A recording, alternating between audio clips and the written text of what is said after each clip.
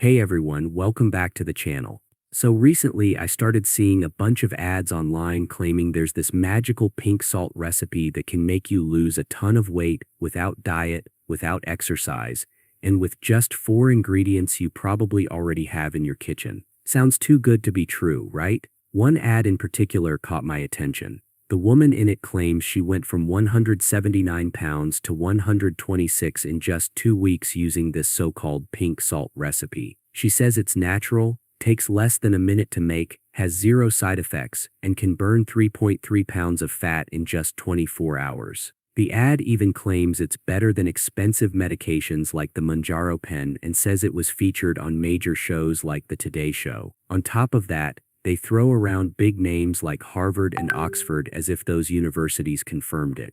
But let's be real, losing over 50 pounds in 2 weeks is just not safe. Most health experts agree that a safe and sustainable rate of weight loss is about 1 to 2 pounds per week. So right there, the ad is making an outrageous claim. Also, when someone guarantees exact fat loss numbers in a specific time frame, like burning 3.3 pounds in a day, that's a major red flag. Our bodies don't work that way, and those university name drops, total fake authority. There's no real evidence that Harvard or Oxford is backing some pink salt trick. Now here's what I found really interesting. This wasn't just one ad. There are hundreds of these ads out there, different styles, different stories, but all pointing to the same thing, this magical pink salt recipe. Each one tells you to click a link to watch a full video where supposedly they'll reveal the ingredients. So I clicked the link. The video they redirect you to is nearly an hour long. At first, the progress bar moves quickly, but the closer you get to the end, it almost feels frozen. The video is designed to keep you watching by constantly teasing that they'll reveal the secret any minute.